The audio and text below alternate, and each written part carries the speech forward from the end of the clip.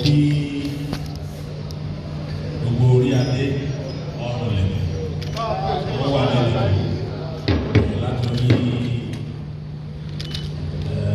aṣojú kábíyèsí Olúbàdàn ti ìlú Ìbàdàn dàgbé ìgbòho yá wọn ti kúrò nídòkó ẹ̀lẹ́ o. Mo kí kábíyèsí Àsẹ́yìn ti ìlú Ìsẹ́yìn aṣojú wọn kì í o ẹ̀kọ́ ìgbò. Mo kí kábíyèsí Onílògbò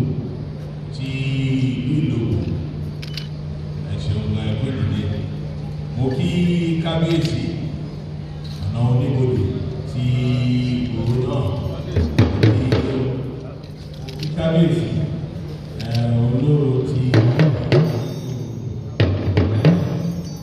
kí gbogbo àwọn orí adé àti ọrùn lẹ̀kẹ̀ ẹ̀kú ìdílé ọ̀rẹ́ náà láwọn ní bára ṣe láṣẹ. Mo kí gbogbo àwọn olólùfẹ́ olóyè Lájí Abbas wọ́n wá sí ní ilé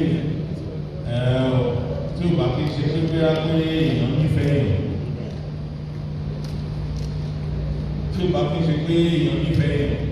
èèyàn ìdílé wa àdúgbò lọ́wọ́ yìí ẹ̀kú ìdílé ẹ̀ka àdé torí ẹ̀wà lẹ́yìn náà olóyè Lájí Abbas kí ẹ̀kú ọmọ yìí ò ní jọta ẹ̀kú iṣẹ́ ọpọlọ náà ẹ̀kọ́ sí i wọ́n ní ọwọ́ apá ọ̀ká orí àtẹ́lẹsẹ̀ káàmù ọwọ́ apá ọ̀ká ní ìgbẹ́kẹ̀lé ìgbọ̀n tí gbogbo ẹsẹ̀ ṣe láti bí ọdún bíi mélòó báyìí ìdẹ̀rí pé nínú gbogbo nǹkan tẹ́ ẹ̀ ń sọ ẹ̀pa lọ. Àìmọye oríṣiríṣi àwọn èèyàn ló wà lórí ayélujára Facebook ní o TikTok ní o tó jẹ́ pé àwa mọ̀ wọ́n pé àlọ́ ṣùgbọ́n àdúpẹ́ lọ́wọ́ yín pé Ọlọ́run fi orí báyìí ní ìkíwa ní ilẹ̀ Yorùbá wípé kí ni sọ gbogbo ọ̀rẹ́ sọ láìsí pé ń pa àlọ́. Wọ́n ní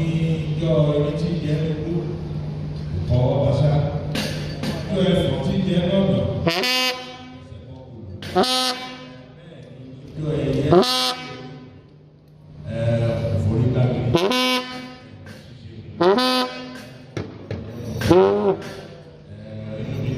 láti wá sí ilé mọ̀ pé ní ọlá Ọlọ́run tẹ́tí ṣe léyìn èyí ṣàpọ̀dún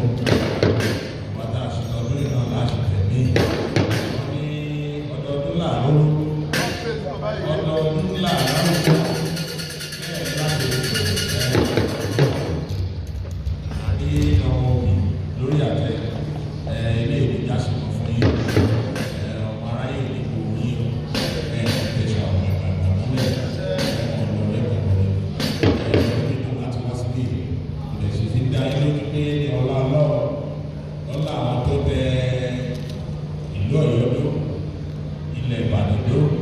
ilẹ̀ Yorùbá tó